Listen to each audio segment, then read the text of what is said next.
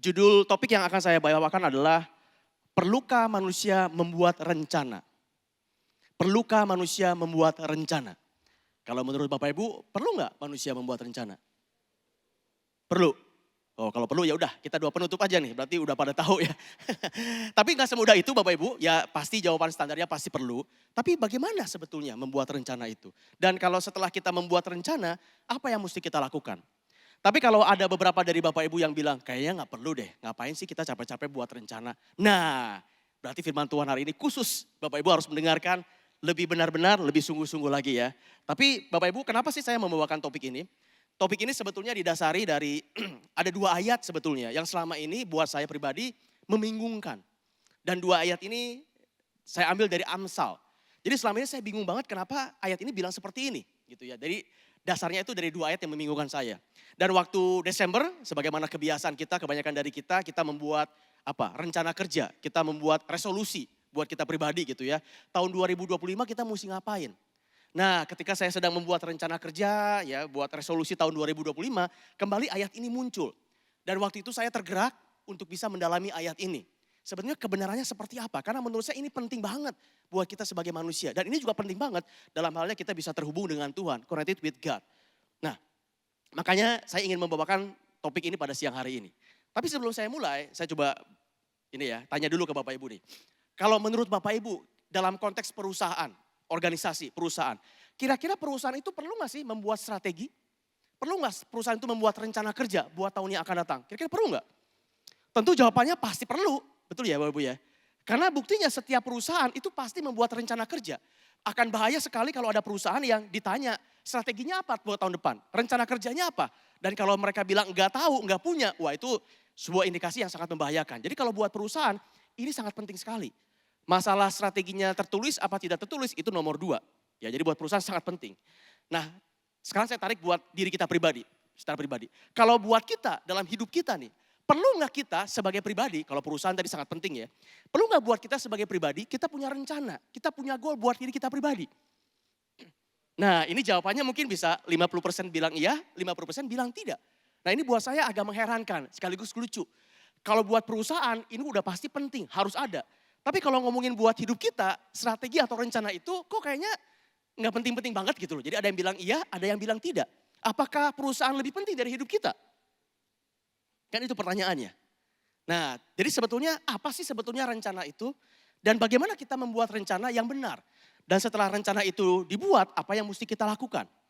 Bapak Ibu ya. Tapi saya coba tunjukkan dulu kepada Bapak Ibu dua ayat yang tadi saya sebutkan. Yang selama ini buat saya membingungkan dua ayat ini. Dan dua-duanya diambil dari Amsal. Oke, mari kita tunjukkan dulu atau saya tampilkan ke buat Bapak Ibu. Boleh lihat slide-nya. Ayat yang pertama adalah Amsal 16 ayat yang ke-9. Saya bacakan buat Bapak Ibu renungkan ayat ini. Hati manusia memikir-mikirkan jalannya. Tetapi Tuhanlah yang menentukan arah langkahnya. Coba renungkan baik-baik. Hati manusia memikir-mikirkan jalannya. Tetapi Tuhanlah yang menentukan arah langkahnya. Oke, itu ayat yang pertama ya. Ayat yang kedua masih di Amsal, Amsal 19 ayat yang ke-21. Demikian firman Tuhan. Banyaklah rancangan atau rencana dalam hati manusia. Tetapi keputusan Tuhanlah yang terlaksana. Saya ulangi. Banyaklah rancangan. Jadi manusia itu banyak banget membuat rencana dalam hatinya. Tetapi keputusan Tuhanlah yang terlaksana. Coba saya kasih waktu Bapak Ibu membaca dua ayat ini. Saya kasih waktu. Coba Anda baca baik-baik dua ayat ini. Amsal 16, 9 dan Amsal 19 ayat yang ke-21. Sok silakan. Hati manusia memikir-mikirkan jalannya. Tapi Tuhanlah yang menentukan arah langkahnya. Banyak rancangan dalam hati manusia, tetapi keputusan Tuhanlah yang terlaksana. Bingung atau nggak bingung? Kalau saya, ya tadi saya bilang, ini ayat membingungkan buat saya. Dan bertahun-tahun buat saya ini ayat membingungkan. Ya, nah karena begitu saya baca dua ayat ini, muncul banyak pertanyaan dalam benak saya. Saya tunjukkan ya, setidaknya ada 3 pertanyaan yang muncul dalam benak saya. Mungkin Bapak Ibu juga punya pertanyaan yang sama kayak saya, atau bahkan juga mungkin lebih banyak pertanyaan yang muncul setelah Bapak Ibu membaca 2 ayat dari Amsal ini. Coba, kalau saya waktu membaca ayat ini, ada 3 pertanyaan yang muncul. Yang pertama, kalau kita yang berpikir atau buat rencana, tapi Tuhan juga yang menentukan arah langkahnya atau arah langkah kita, apa gunanya kita membuat rencana tuh? Ya kan ujung-ujungnya juga Tuhan nanti yang menentukan arah langkah kita. Jadi apa gunanya kita membuat rencana? Pertanyaan pertama. Pertanyaan yang kedua, boleh lihat lagi slide-nya. Kalau gitu aman dong, kita nggak usah buat rencana juga nggak apa-apa. Toh nanti Tuhan yang akan atur langkah saya kan. Tuhan kan baik, nggak mungkin lah saya dicelakakan. Jadi udahlah, nggak usah susah-susah bikin rencana. Mengalir aja seperti air, ya kan? Yang terakhir pertanyaan saya, muncul dalam benak saya waktu baca 2 ayat ini. Kalau keputusan Tuhan yang terjadi, ya kan tadi dikatakan ya, keputusan Tuhanlah yang terjadi. Alangkah lebih baiknya kalau rencana saya sama dengan rencana atau keputusan Tuhan. Karena kan tadi ujung-ujungnya keputusan Tuhan yang terjadi. Nah, saya mau banget kalau gitu rencana saya sama seperti rencana Tuhan. Cuman masalahnya, gimana saya tahu rencana Tuhan buat saya itu apa? Gimana caranya? Lah kalau tahu mah gampang, ya udah saya samakan aja rencana saya kayak rencana Tuhan. Masalahnya bagaimana saya tahu rencana Tuhan itu buat saya itu apa? Ada yang muncul dalam benak Bapak Ibu waktu membaca Amsal 16, 19 tadi ayat pertanyaan seperti ini? Yang muncul? Atau mungkin banyak lagi pertanyaan yang lain? Kalau buat saya setidaknya muncul 3 pertanyaan ini. Dan seperti yang saya bilang Bapak Ibu, saya betul-betul membedah, saya betul-betul berdoa, minta Roh Kudus memberikan iluminasi, memberikan pencerahan. Sebetulnya apa maksud dari ayat-ayat ini? Karena ya kita hampir setiap tahun bikin rencana. Bahkan mungkin Bapak Ibu juga setiap hari bikin rencana buat hari itu. Tapi kalau ujung-ujungnya langkahnya ditentukan oleh Tuhan, rencana Tuhan yang terjadi, keputusan Tuhan yang terjadi, apa gunanya kalau gitu kita membuat rencana? Dan rencana seperti apa yang harus kita buat? Nah, ya puji Tuhan, saya bersyukur Roh Kudus memberikan saya jawaban. Dan hari ini saya akan sharingkan kepada Bapak Ibu jawaban yang saya dapatkan dari Roh Kudus itu. Bapak Ibu siap? Siap? Coba bilang sebelah kanan sebelah kirinya. Ayo siap-siap nih, ayo siap-siap. Ini khusus buat kamu, kamu mah gak suka pakai rencana nih. Kamu hidupnya kayak air terus nih, coba ayo siap-siap ya. Kita sama-sama mau belajar nih. Mungkin Bapak Ibu mesti keluarkan catatan, karena mungkin ada cukup banyak beberapa hal yang perlu Anda catat. Kita akan cukup banyak main tebak-tebakan hari ini. Cukup banyak main tebak-tebakan hari ini. Jadi khotbah saya dibagi 2 bagian besar aja. Yang satu Amsal 16, yang satu lagi Amsal 19. Udah, 2 itu aja. Karena 2 ayat itu yang akan kita bedah, ya karena dari ayat itu kan kita tadi muncul banyak pertanyaan. Mari kita masuk ke bagian yang pertama dan kita bahas Amsal 16 ayat yang ke-9. Boleh lihat slide-nya, saya tunjukkan lagi ayatnya. Amsal 16 ayat yang ke-9 dan saya bacakan lagi buat Bapak Ibu. Hati manusia memikir-mikirkan jalannya. Nah, kata hati di situ, kalau dalam bahasa aslinya itu adalah otak. Pikiran manusia. Jadi kalau saya ganti sedikit, otak manusia atau pikiran manusia memikir-mikirkan jalannya. Tetapi Tuhanlah yang menentukan arah langkahnya. Jadi manusia mikir, begitu manusia melangkah, Tuhan mengatur arah langkahnya.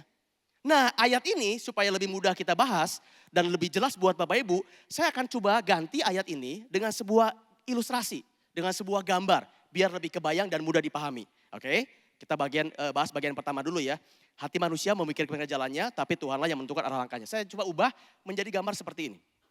Manusia mikir, manusia melangkah, dan pada saat manusia melangkah, Tuhan mengatur arah langkah manusia. Jadi warna kuning mikir, warna hijau melangkah, dan warna merah itu adalah arah langkah dari manusia. Dengan gambar ini mungkin akan lebih mudah dipahami. Nah Bapak Ibu berdasarkan gambar ini, maka menurut saya setidaknya ada 3 kondisi yang mungkin terjadi. 3 kondisi. Atau ada 3 tipe manusia yang bisa terjadi berdasarkan gambar ini. Mari kita bahas satu demi satu. Kondisi pertama yang bisa terjadi dari gambar ini adalah ada manusia yang sudah mikir tapi dia gak berani melangkah. Dan gara-gara dia tidak berani melangkah, maka Tuhan tidak bisa membantu arah langkahnya. Ya, jadi ada orang, kita mungkin beberapa dari kita mikirnya banyak, tapi kita gak berani melangkah. Nah, saya sebut begini, banyak berpikir, tapi gak punya keberanian untuk melangkah. takut, apapun alasannya, takut, nggak berani. Sehingga Tuhan tidak diberikan kesempatan atau Tuhan nggak bisa mengatur langkah dari orang itu. Karena mikir tapi nggak berani melangkah. Nah, kondisi yang pertama ini saya sebut namanya sang pemimpi. Sang pemimpi. Jadi orangnya banyak mimpi, banyak mikir, banyak kemauan, tapi nggak pernah berani untuk melangkah. Ya bagaimana bisa tercapai? Ada di antara Bapak Ibu yang seperti ini, banyak mau, banyak mikir, banyak target, banyak goal, tapi nggak pernah berani untuk melangkah. Ada yang seperti ini? Setiap akhir tahun kita bikin resolusi. Wah, tahun 2025 aku mau hidup sehat. Wah, itu Desember. Januari belum dilakukan tapi masih ingat. Iya, harus hidup sehat nih tahun 2025.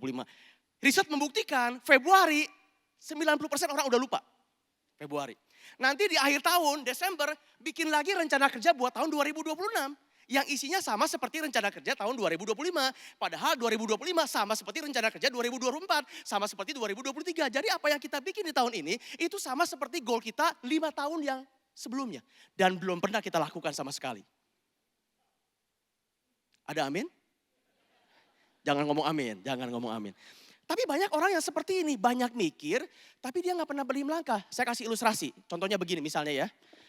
Suatu hari saya sedang di rumah, lalu saya mikir, saya mau makan di luar hari ini. Oke, kita anggap aja saya mau ke botani misalkan. Saya mikir makan di mana ya? Udah deh di botani aja. Ya udah, saya buka Google Map, saya lihat kan, wah ini kurang lebih dari rumah saya 30 menit. Lalu Google Map bilang, ini nanti ke sana ya, jalannya ke sana ya, jalannya ke sana. Wah, Google Map membantu saya memikir. Oke, jadi ke situ ya langkahnya ya. Oke, udah tahu nih, udah mikir. Tapi saya nggak pernah berani keluar. Saya diam aja di rumah. Keluar dari rumah juga enggak. Padahal saya udah mikir, saya mau makan di botani dan sudah dikasih tahu oleh Google Map durasinya sekian, harus jalan ke sekian. Tapi saya nggak berani melangkah. Kira-kira saya kemana? Ya di rumah aja berarti gak kemana-mana. Nah banyak di antara kita yang seperti itu dalam kehidupan. Kita banyak mikir tapi kita gak berani melangkah. Karena kita gak pernah berani melangkah ya kita tidak memberikan kesempatan buat Tuhan untuk mengatur arah langkah kita. Bagaimana Tuhan punya kesempatan? Oh kita aja gak pernah melangkah kok. Kita diamnya cuma di rumah kok. Kita cuma mimpi aja kok di rumah. Tapi kita gak pernah berani melangkah. Apa mimpi Bapak Ibu beberapa tahun belakang ini? Di sini saya lihat banyak anak muda. Apa mimpi Bapak Ibu? Apa mimpi teman-teman? Punya mimpi gak selama ini? Saya pengen buka usaha Pak, saya pengen buka ini Pak, saya pengen ini Pak, saya pengen sekolah lagi Pak, saya pengen ini, saya pengen ini. Punya mimpi? Apa yang menghambat Bapak Ibu tidak mau melakukan itu? Kenapa Bapak Ibu tidak punya keberanian melangkah? Why? Bapak Ibu tidak percaya Tuhan bisa mengatur langkahnya? Bapak Ibu tidak percaya Tuhan bisa mengatur arah langkah Bapak Ibu? Mari kita coba renungkan hal itu. Oke? Baik, ini kondisi yang pertama. Lalu mungkin pertanyaan Bapak Ibu, jadi gimana dong kalau gitu? Ya udah kalau gitu kita nggak usah mikir deh. Langsung aja melangkah. Toh Tuhan akan mengatur langkah kita kan? Ya udah nggak usah mikir, kita langsung aja melangkah. Nah, berarti kita masuk sekarang ke kondisi yang kedua. Nggak usah mikir, percuma. Toh ujung-ujungnya juga nanti Tuhan yang mengarahkan arah langkah kita. Nggak usah mikir, langsung melangkah. Nanti Tuhan akan mengatur arah langkah kita. Kondisi yang kedua. Nah kondisi yang kedua ini Bapak Ibu sebetulnya ini sangat relevan dengan dua pertanyaan saya tadi. Salah satu pertanyaan kan nomor 2 gitu ya. Kalau gitu aman dong kita gak usah buat rencana alias gak usah mikir. Ya udah langsung aja jalan. Toh Tuhan baik kan, saya gak mungkin dicelakakan kan. Tuhan kan baik buat saya kan, udah gak usah repot-repot lah. Yang penting kita langsung melangkah aja, kita gak usah mikir. Seperti ini kondisinya, gak usah mikir langsung melangkah. Karena kita percaya bahwa Tuhan akan mengatur hidup kita. Bapak Ibu bahayanya begini loh. Saya kasih ilustrasi lagi ya. Kalau Bapak Ibu gak mikir, Bapak Ibu mau keluar rumah tapi Bapak Ibu gak tahu tujuannya kemana. Main keluar rumah aja. Yang penting kan Tuhan nanti akan mengatur langkah saya. Mau kemana kamu? Gak tahu. Yang penting saya langsung pergi. Bapak Ibu, iya betul sih Tuhan akan mengatur langkah Bapak Ibu karena Tuhan baik. Tuhan bukan manusia. Coba kalau manusia mungkin akan bilang gini, bodoh amat lo ya, mau jatuh, bodoh amat kalau manusia. Tuhan untung bukan manusia sehingga meskipun kita enggak mikir tapi kita langsung melangkah, ya Tuhan tetap akan memang jagain. Tapi perhatikan, kalau Bapak Ibu enggak punya tujuan dan Bapak Ibu memang melangkah, tiba-tiba Bapak Ibu jangan marah. Kalau tiba-tiba Bapak Ibu bisa datang ke sebuah tempat yang Bapak Ibu enggak mau ada di situ. Tiba-tiba Bapak Ibu bingung, kenapa saya ada di sini? Saya kan enggak mau ke sini. Ya tapi kan Bapak Ibu nggak pernah bikin tujuan. Jadi kalau Bapak Ibu datang ke sebuah tempat di mana Anda tidak mau ke sana, Bapak Ibu jangan marah. Memang Tuhan mengatur, tapi Anda tidak punya tujuan. Jadi bisa sampai dimanapun, Bapak Ibu jangan marah. Tapi yang ketiga yang paling penting adalah Tuhan tidak berkenan kalau Bapak Ibu nggak mikir. Itu yang paling penting. Tuhan tidak berkenan kalau Bapak Ibu tidak mikir langsung melangkah. Nah, saya akan berhenti dulu di sini. Saya akan loncat dulu ke topik yang lain. Nanti saya balik lagi ke sini. Karena ini sangat penting dan relevan hubungannya dengan kondisi yang kedua. Oke, boleh lihat lagi slide-nya. Bapak Ibu, dalam dunia teologi itu ada dua aspek. Yang pertama itu namanya providensi Allah. Yang kedua itu namanya tanggung jawab manusia. Providensi Allah itu apa? Providensi Allah itu adalah di mana Allah berdaulat, berkuasa mengatur segala semuanya. Segala sesuatu untuk memenuhi rencana Dia. Itu namanya providensi Allah. Jadi Tuhan mengatur semuanya, Tuhan berkuasa. Makanya kita ada ayat ya, Tuhan turut bekerja dalam segala sesuatu untuk mendatangkan kebaikan buat orang yang mengasihinya. Tuhan berdaulat. Tapi ada juga tanggung jawab manusia. Di sini adalah manusia punya bagian, tanggung jawab yang harus dia lakukan juga. Jadi memang ada providensi Allah di satu sisi, Tuhan berdaulat, Tuhan berkuasa, betul. Tapi di satu sisi juga ada tanggung jawab manusia. Nah di dunia ini termasuk orang-orang Kristen, seringkali ada yang ekstrim kiri, seringkali ada yang ekstrim kanan. Coba mari kita lihat, ada orang-orang yang ekstrim kiri. Kiri saya nih. Wah Tuhan kan berdaulat, Tuhan kan berkuasa. Ya udah gak usah ngapa-ngapain lah. Bapak Ibu ini akan membuat orang jadi hidup seenaknya. Gak usah kerja lah, kan Tuhan nanti akan memenuhi kebutuhan kita kan. Udah leha-leha aja di rumah, nanti makanan datang sendiri kok. Udah kalau ujian gak usah belajar lah, ngapain belajar. Toh yakinlah pasti ulangan kita nilainya bagus kok. Ya udahlah kita gak usah kemana-mana lah, diam di rumah aja lah. Tuhan pelihara kok segala macam. Nah Bapak Ibu itu ekstrim kiri. Banyak orang yang sangat ekstrim kiri sehingga hanya providensi Allah. Tapi ada juga orang-orang yang ekstrimnya itu kebalikannya, yaitu ekstrim kanan. Nah kalau ini dia ngomongnya begini, ini tanggung jawab manusia, ini tanggung jawab saya. Saya pinter, IQ saya tinggi, ngapain saya butuh Tuhan? Ini pun berbahaya Bapak Ibu. Selama ini juga saya bisa kok lulus S1, lulus S2, nilainya bagus, usaha saya juga bagus kok. Ngapain saya mengandalkan Tuhan? Udahlah lupakan doa lah, lupakan Tuhan lah. Itu mah hari Minggu aja lah, ngapain? Ya Senin sampai Sabtu mah saya lah, saya dong kuat dong, bisa saya. Ngapain butuh Tuhan? Ya kan? Bisa. Wow saya bisa dong. Siapa? Apa yang butuh Tuhan? Nah itu ekstrim kanan Bapak Ibu. Itu kita lebih mengandalkan yang namanya tanggung jawab kita. Ini juga sama-sama berbahaya. Jadi ini kedua mindset yang berbahaya. Alkitab mengajarkan keseimbangan antara keduanya. Yang Alkitabiah itu adalah betul kita percaya, betul kita amin. Tuhan berdaulat, yes, betul. Tapi juga di satu sisi kita juga punya bagian di mana kita pun harus melakukan bagian kita. Itu pun betul. Saya akan buktikan dengan ayat-ayat Alkitab. Ya, karena kita ngomongnya kan Alkitabiah, bukan ayatiah kan. Kita Alkitabiah. Coba mari kita baca ayat yang pertama sebagai bukti bahwa kita harus seimbang. Alkitab mengajarkan keseimbangan antara keduanya. Yang pertama, Mazmur 127 ayat yang pertama. Mazmur 127 ayat yang pertama. Mari kita baca ya. Saya bacakan buat Bapak Ibu. Nyanyian Ziarah Salomo. Jikalau bukan Tuhan yang membangun rumah. Siapa yang membangun rumah? Tuhan. Sia-sialah usaha orang yang membangunnya. Jadi siapa yang membangun?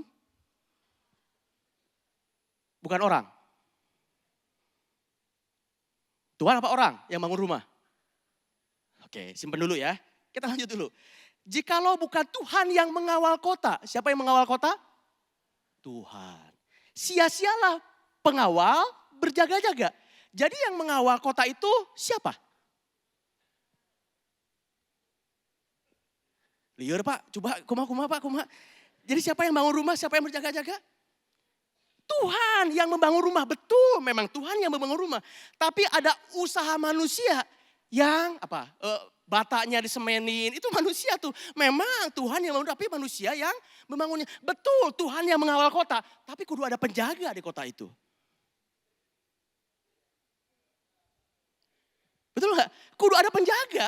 Meskipun Tuhan yang mengawal kota, betul. Tapi kudu ada yang jaga. Ayat yang berikutnya, ini mungkin lebih jelek buat Bapak Ibu nih. Kita lihat Matius 6 ayat yang ke-25. Matius 6:25. Karena itu aku berkata kepadamu, Yesus nih. Janganlah khawatir akan hidupmu. Akan apa yang hendak kamu makan atau minum. Dan jangan pula khawatir akan tubuhmu. Akan apa yang hendak kamu pakai. Bukankah hidup itu lebih penting daripada makanan dan tubuh itu lebih penting daripada pakaian? Amin. Dikatakan, jangan kamu khawatir akan apa yang kamu makan dan apa yang kamu minum. Berarti jangan khawatir, kita pasti bisa makan, kita pasti bisa minum. Itu ayat Matius 6:25. Tapi kita kalau baca firman Tuhan, kita mesti bacanya semua ayat di Alkitab, jangan cuma satu. Mari kita lihat 2 Tesalonika 3 ayat yang ke-10. Ini tulisan Paulus. 2 Tesalonika 3:10. Demikian firman Tuhan. Sebab juga waktu kami berada di antara kamu, kami memberi peringatan ini kepada kamu. Apa peringatannya? Jika seseorang tidak mau bekerja, janganlah ia makan. Tadi dikatakan di Matius, jangan kamu khawatir akan apa yang kamu makan, apa yang aku minum. Betul, tapi di sini dikatakan kalau kamu nggak kerja, jadi gimana? Kerja apa nggak kerja? Ya, keseimbangan antara providensi Allah dengan yang namanya tanggung jawab manusia. Oke, saya balik lagi ke ilustrasi kita tadi. Ini kondisi yang kedua. Ada orang yang gak mikir, artinya dia melepaskan tanggung jawab dia. Seolah-olah apa-apa itu Tuhan. Apa-apa itu Tuhan. Bapak Ibu maaf nih ya, maaf saya mengucapkan ini. Kalau Bapak Ibu selalu apa-apa Tuhan dan Bapak Ibu tidak mau berusaha, maaf nih. Bapak Ibu tuh seperti menganggap Tuhan tuh kayak pembantu gitu. Apa-apa Tuhan, kamu kerja gak mau. Yang penting Tuhan pelihara. Bapak Ibu bahaya, ini ekstrim yang kiri nih. Dan kalau ada orang yang seperti ini, kondisi dua, menurut saya tidak berpikir, tapi langsung melangkah bukanlah sebuah keberanian. Namun kenekatan. Dan bukan hal yang berkenan kepada Tuhan. Bapak Ibu, saya pakai kata kenekatan, itu udah bahasa yang paling lemes yang saya bisa pikirkan. Bahasa lemes ini. Bapak Ibu mau tahu bahasa yang lebih straightforward, yang lebih gamblang? Kebodohan. Jadi bukan sebuah keberanian, tapi kebodohan. Nah, kondisi yang kedua ini, saya sebut kalau tadi kondisi yang pertama adalah pemimpi, kondisi yang kedua ini buat saya adalah orang yang nekat. Bahasa yang lainnya adalah, maaf, orang yang bodoh. Kalau enggak mikir, langsung melangkah, berharap nanti Tuhan yang mengatur langkahnya. Oke, tapi tentu ada kondisi yang kita inginkan bersama, yaitu kondisi yang ketiga.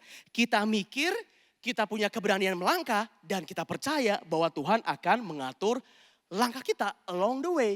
Betul nggak? Karena memang kita buat rencana, saya mau ke Botani, kata Google Maps saat ini 30 menit. Nggak ada macet, nggak ada kecelakaan. Ya kan? Tapi begitu kita melangkah, nyetirin, tiba-tiba ada kecelakaan dadakan. Yang sebelumnya nggak ada. Bapak Ibu kan nggak pernah tahu kan? Tapi kan Tuhan udah tahu. Jadi waktu Bapak Ibu kesini, Tuhan mengarahkan, jangan ke sana, itu ada kecelakaan. Ya udah belok ke sini. Ya baru Tuhan bisa arahkan langkah kita kalau kita sudah berani melangkah. Nah ini adalah kondisi yang ketiga. Boleh lihat slide-nya? Kesimpulannya kondisi yang ketiga adalah berpikir dan memiliki keberanian untuk melangkah sehingga Tuhan akan mengatur langkah dan menyediakan yang terbaik. Menyediakan yang terbaik dalam perjalanannya. Kita memang gak pernah tahu apa yang terjadi di depan, tapi kita percaya Tuhan akan menyediakan yang terbaik. Tapi sebelum itu kita kudu mikir dulu. Bapak Ibu, ini bagian pertama. Saya harap Amsal 16 ayat yang ke-9, Bapak Ibu sudah pahami. Termasuk ini sudah kita bahas pertanyaan nomor 1 dan pertanyaan nomor 2. Oke, bagian 1 selesai. Amsal 16 ayat yang ke-9 sudah selesai. Pertanyaan 1, pertanyaan 2, saya harap Bapak Ibu juga sudah jelas. Oke, saya rangkum ya. Bagian yang pertama, kalau saya rangkum berarti ada orang pemimpi, orang nekat, dan orang bijaksana. Bapak Ibu mau pilih yang mana? Ya terserah. Terserah aja. Ya itu hidup Bapak Ibu kok. Ya jadi silakan mau yang memimpi, mau yang nekat, atau mau yang bijaksana. Tapi Tuhan berkenan kepada orang yang bijaksana. Bagian pertama selesai. Sekarang kita masuk ke bagian yang kedua. Amsal 19 ayat yang ke-21. Siap? Oke ya, Amsal 19 ayat yang ke-21. Saya bacakan lagi. Banyaklah rancangan atau rencana dalam hati manusia, tetapi keputusan Tuhanlah yang terlaksana. Banyaklah rencana dalam hati manusia, tapi keputusan Tuhanlah yang terlaksana. Oke, pertanyaan pertama. Kalau keputusan Tuhan yang terlaksana, berarti Tuhan punya rencana nggak akan hidup kita? Kalau keputusan Tuhan yang terlaksana, berarti Tuhan punya rencana nggak buat hidup kita?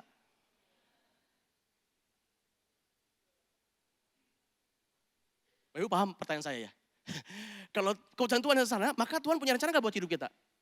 Iya dong, Tuhan pasti punya rencana akan hidup kita. Mari kita lihat bukti-bukti dari Alkitab. Boleh lagi slide-nya? Ini adalah bukti bahwa betul Tuhan itu selain memutuskan, tapi sebelumnya Tuhan itu punya rencana. Yesaya 14 ayat yang ke-24, demikian firman Tuhan. Tuhan semesta alam telah bersumpah firman-Nya. Sesungguhnya seperti yang kumaksud, demikianlah yang akan terjadi. Dan seperti yang kurencanakan, demikianlah akan terlaksana. Ayub 42 ayat yang kedua, demikian firman Tuhan. Aku tahu bahwa engkau sanggup melakukan segala sesuatu. Dan tidak ada rencanamu yang gagal. Jadi yes, betul banget. Selain kita punya rencana, manusia punya rencana, tapi Tuhan juga punya rencana. Jadi sekarang Bapak Ibu ada dua rencana. Satu rencana manusia, satu rencana Tuhan. Oke, ada dua rencana. Satu rencana Tuhan, satu rencana manusia. Nah, sekarang saya punya tebak-tebakan buat Bapak Ibu. Kalau ada rencana manusia dan ada rencana Tuhan, maka ada berbagai kondisi lagi yang bisa terjadi. Kondisi pertama yang bisa terjadi, karena ada dua rencana ya.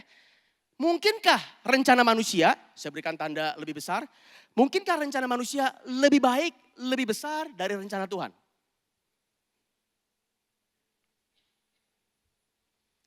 Mungkinkah rencana manusia lebih baik daripada rencana Tuhan? Mungkin? Enggak mungkin dong, pasti kan, ini pasti tanda X, tidak mungkin. Pertanyaan yang kedua, mungkin nggak rencana Tuhan lebih baik daripada rencana manusia? Yakin? Bener nih, Bethlehemer bener nih. Rencana Tuhan lebih baik dari rencana manusia, bener? Bener, oke, Bethlehemer ya, mantap. Pertanyaan terakhir, yang bisa jawab dapat coklat. Mintanya nanti ke Ita, jangan ke saya. Pertanyaan terakhir, mungkin nggak rencana manusia sama seperti rencana Tuhan?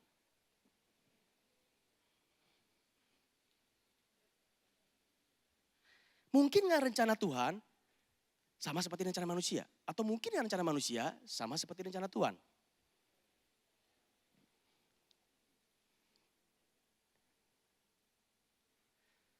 Kalau menurut saya, ya, Ibu nanti saya punya dasar Alkitabnya. Menurut saya mungkin. Tapi ini ada term and condition. Term and conditionnya apa? Sedari awal manusia itu waktu membuat rencana, dia sudah melibatkan Tuhan. Sekali lagi saya ulangi.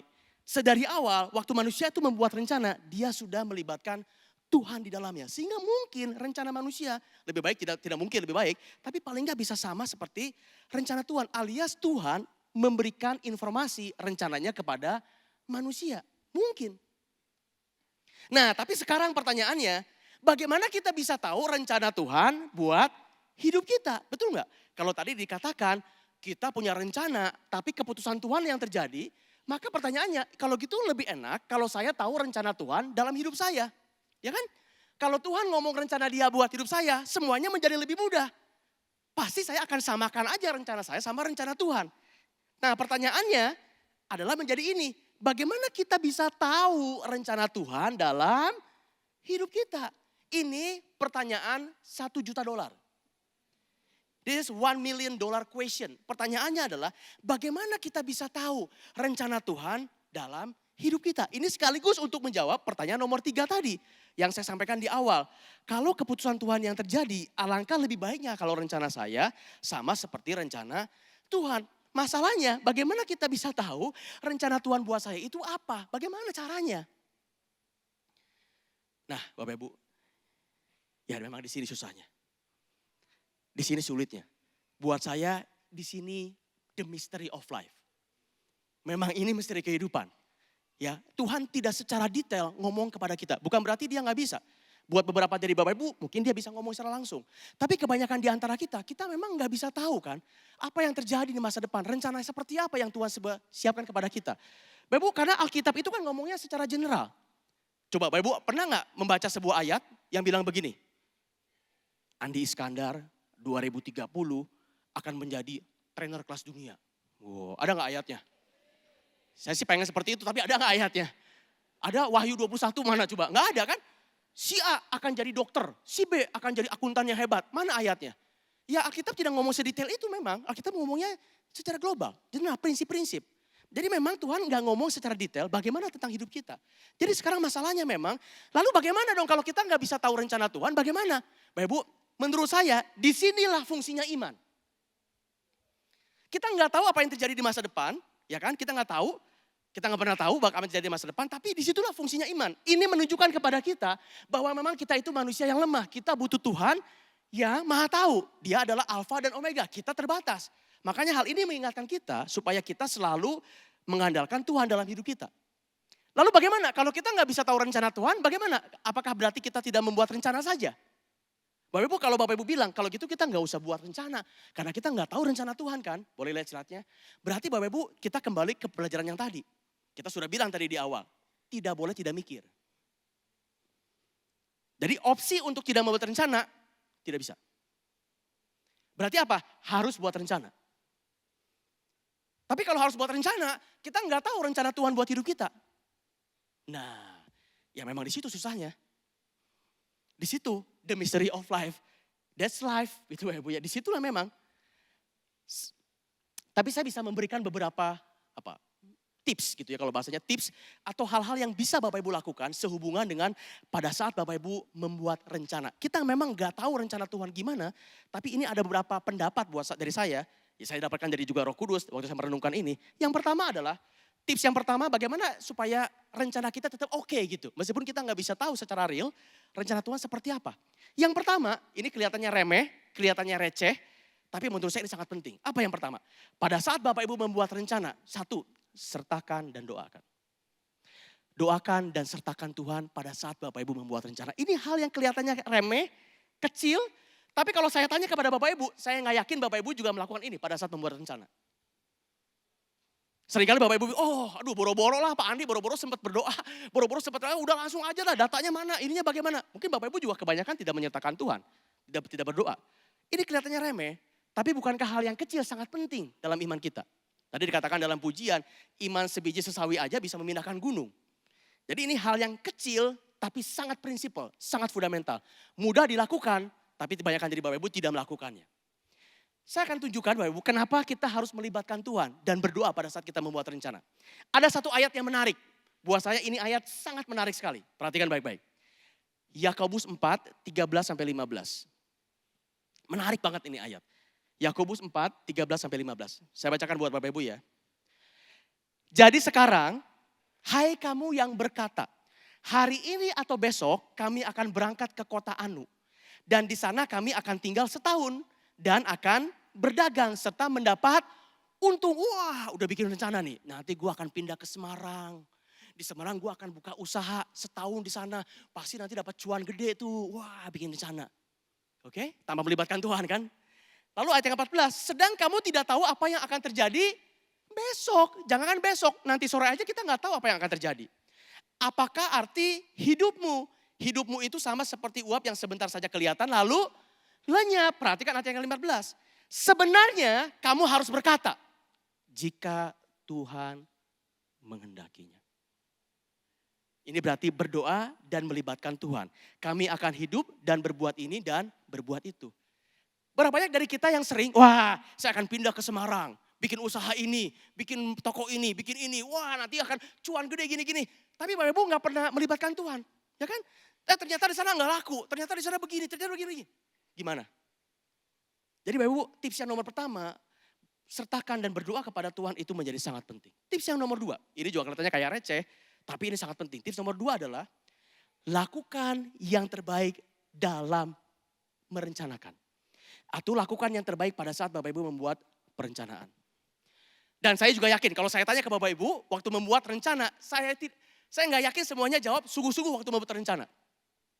Banyak mungkin di antara Bapak Ibu waktu membuat rencana, udahlah seadanya aja, udah asal ada deh, udah angka targetnya begini aja deh, gampang aja deh. Bapak Ibu saya yakin beberapa dari Bapak Ibu lakukan itu. Asal-asalan, Bapak Ibu itu salah besar banget. Lakukan yang terbaik yang Anda bisa pada saat Anda merencanakan. Memang kita nggak tahu masa yang akan datang seperti apa. Tapi saya percaya Bapak Ibu, waktu kita sungguh-sungguh berdoa, melibatkan Tuhan. Dan kita sungguh-sungguh membuat rencana, kok saya percaya ya, Tuhan bisa ngomong sama kita. Tuhan bisa singkapkan masa depan buat kita. Saya percaya banget Bapak Ibu. Kalau kita sungguh-sungguh melakukan perencanaan itu. Ada sebuah quote dari seorang tokoh yang saya kagumi, namanya Dr. Miles Monroe, beliau sudah meninggal sekarang. Suatu hari beliau pernah bilang begini, ada 2 quote yang saya mau tunjukkan. Yang pertama, beliau bilang gini, visi atau rencana, bahasa kita tadi, adalah sebuah konsep yang diinspirasikan Tuhan di dalam hati manusia. Rencana atau planning adalah sebuah konsep yang diinspirasikan Tuhan di dalam hati kita. Oke. Bahkan yang kedua, lebih luar biasa lagi menurut saya. Membuat perencanaan itu adalah bukti iman kita. Creating a plan is the proof of our faith. Bayangkan. Jadi kalau Bapak Ibu bilang Anda adalah orang yang percaya, punya iman, salah satu bukti iman Anda adalah Bapak Ibu membuat rencana. Perencanaan.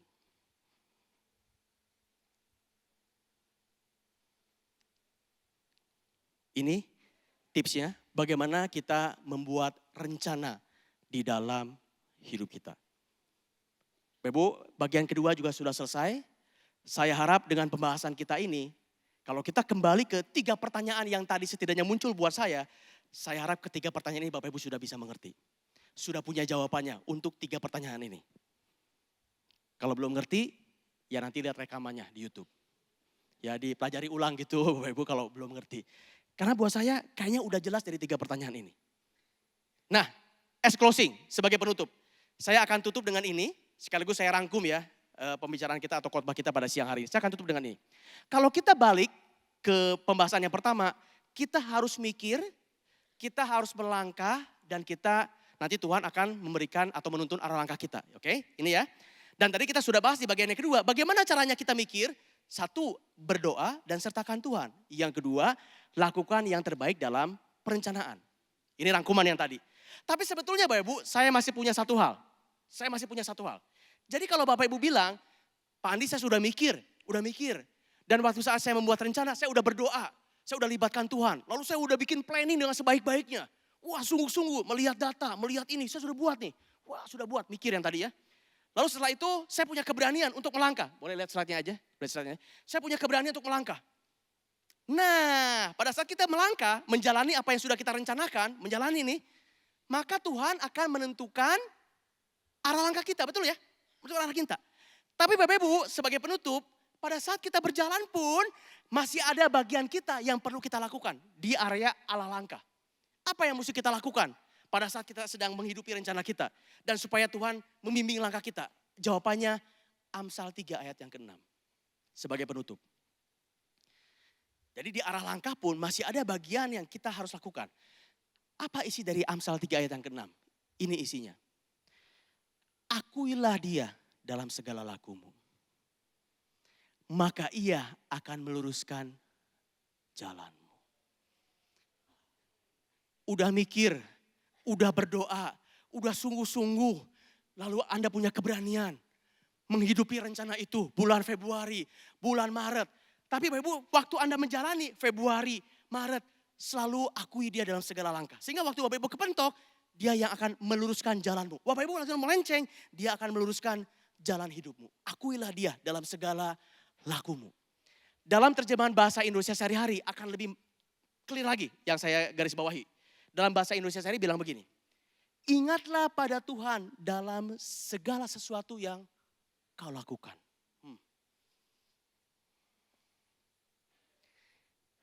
Ingatlah pada Tuhan dalam segala sesuatu yang kau lakukan. Maka ia akan meluruskan jalanmu. Pertanyaannya, setelah Anda buat perencanaan, setelah Bapak Ibu menghidupi, sepanjang menjalani rencana itu, selalu ingat gak sama Tuhan? Apapun yang Anda lakukan, itu pertanyaannya. Banyak di antara kita sudah bikin rencana, berani melangkah, tapi waktu menghidupi rencana itu ya udah gak ingat lagi sama Tuhan, udah gak mengakuinya lagi. Ya bagaimana Tuhan bisa meluruskan langkah hidup kita? Jadi Bapak Ibu ada bagian terakhir yang perlu kita lakukan ya. Boleh lagi slide-nya? Ingatlah pada Tuhan dalam segala sesuatu yang kau lakukan. Demikian firman Tuhan.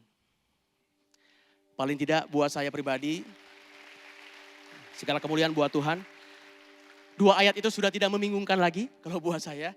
Paling gak saya sudah dapat jawabannya yang hari ini saya bagikan kepada Bapak Ibu. Saya harap Bapak Ibu pun mendapatkan berkat dari jawaban yang Roh Kudus berikan melalui saya. Oke, terima kasih banyak. Sekarang saya undang semuanya bisa bangkit berdiri.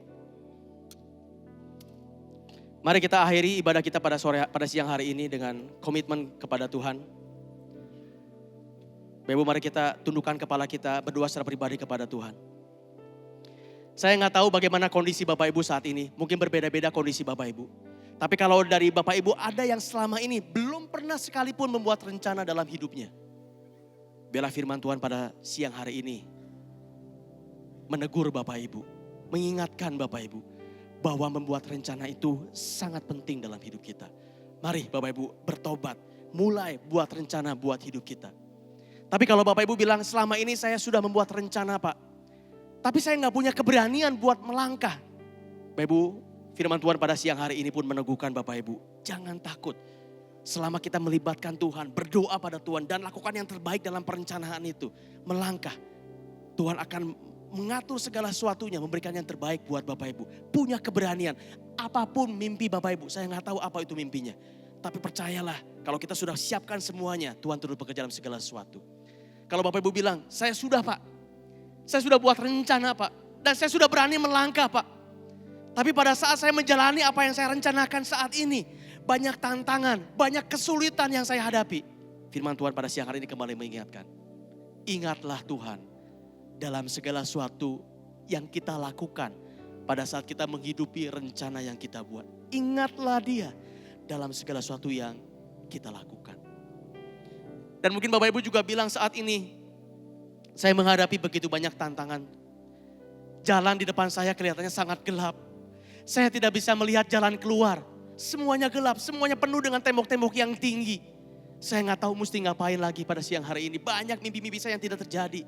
Karena begitu banyak tantangan. Seolah-olah tidak ada jalan lagi buat hidup saya.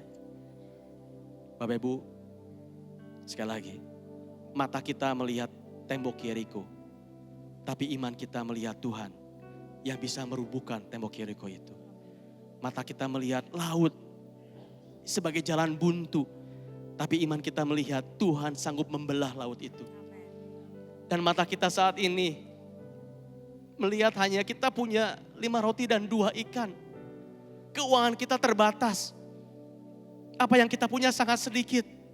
Tapi mata iman kita bisa melihat ada 12 bakul tersisa. Tuhan memberkati 5 roti dan 2 ikan kita. Karena kita punya Tuhan yang selalu membuka jalan. Tuhan yang selalu memberikan jalan keluar. Jalan yang gelap itu Dia akan sinari. Sehingga kita punya jalan keluar. Kita punya Tuhan yang luar biasa.